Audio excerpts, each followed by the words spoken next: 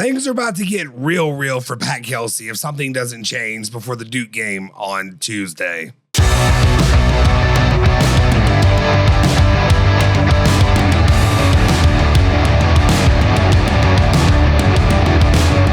What's cooking? Welcome back into another edition of Instant Reaction on ESPN Louisville Plus. I'm Justin Soforo, and of course I got you covered for all things Cards, Cats, Bourbon, and Bluegrass. And today we are reacting immediately following the loss, the result.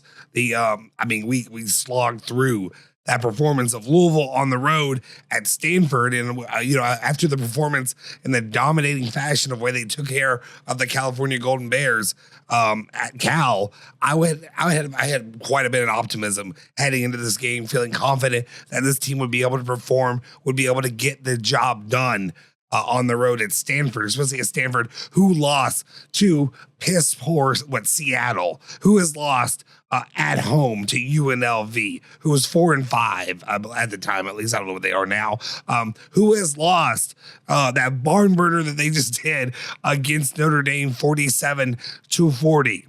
That team you could not contain offensively. And I understand Louisville is without Mikel Brown, without Case Pryor, but this team, it is just one of those things that frustrates me and that makes me a little bit nervous, and honestly very nervous about the future, about the ACC.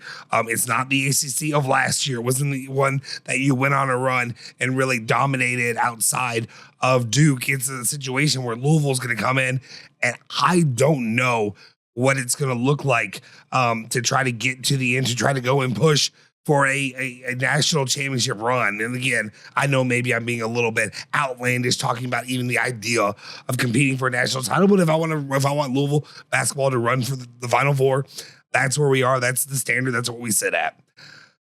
Louisville basketball was utterly, I don't want to say embarrassed, but they were handled by Stanford. The big white stiff gave Frew plenty of issues. Frew did his part. Additionally, Javon Hadley was one that I didn't understand why we weren't going to him more. It seemed like that matchup was definitely in his favor, but for some reason wasn't always going to him. Isaac McNeely, a guy that I kind of wanted to, at first, some of the shot selection, some of the things that he was doing were frustrating me, but did he end up leading all scores? No, Ryan Conwell ended up having the top bill with 18, and Isaac McNeely had 17, so he's going to stay, he's going to be relieved and not receive any wrath from me today, but just a lot of frustration. It's again one of the symptoms of the biggest issue for this team. If the shots aren't falling, if those threes aren't flying in, then what do we have? What does Pat Kelsey have in his arsenal, in his game plan to negate what other teams are doing against your team? What is he doing? Because your bigs are not, they're not getting it done. Ali Khalifa out there, there's a couple of pretty passes and stuff like that. Fine, that's great. But defensively, absolutely nothing. Bull spit. You get nothing from him, and that's something that's frustrating me.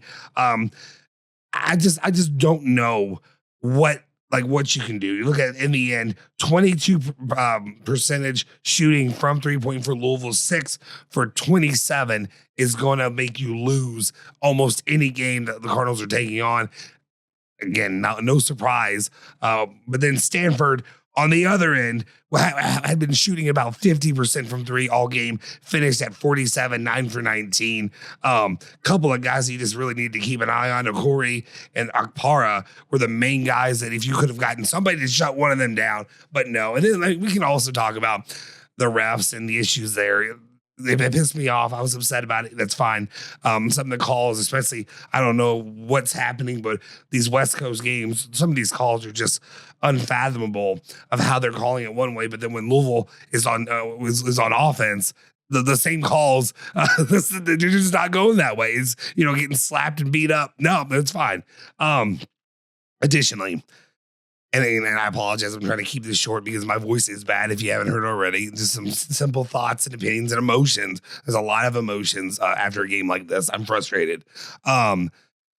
Things are about to get real for Pat Kelsey, and I'm not trying to say this acting as like an overly emotional, frustrated fan, but I think given the stuff when it came to I'm sorry, big boy. It's part of the game now.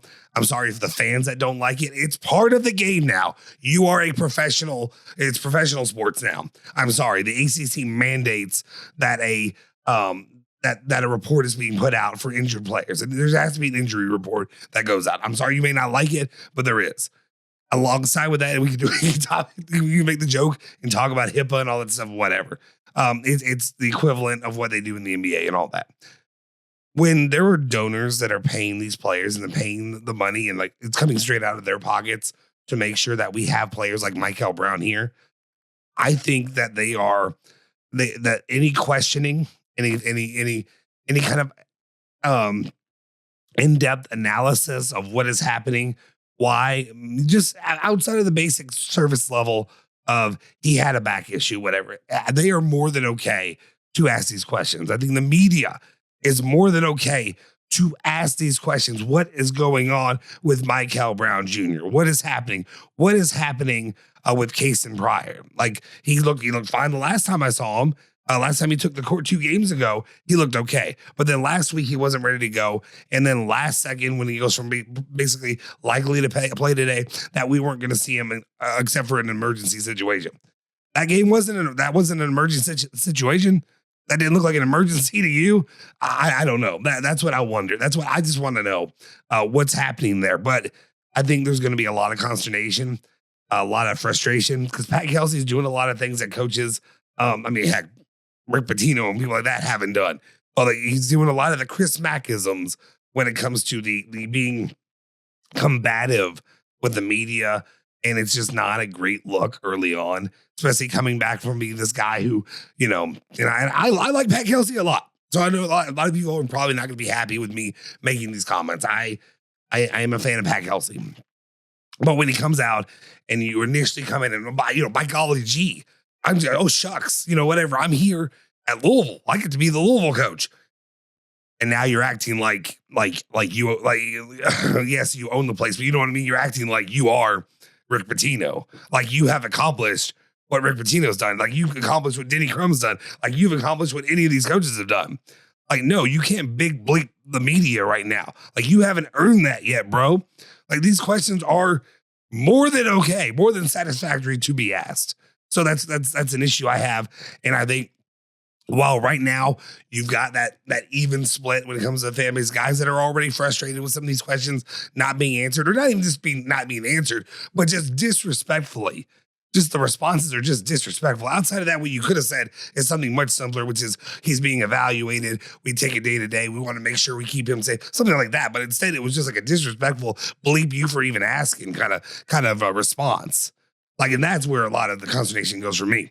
So we'll see what happens going into the Duke game. If he's not able to play, if Kaysen Pryor's not playing, and they come out and look like that at home, there's going to be a lot of issues, a lot of frustration, especially when we talk about the money.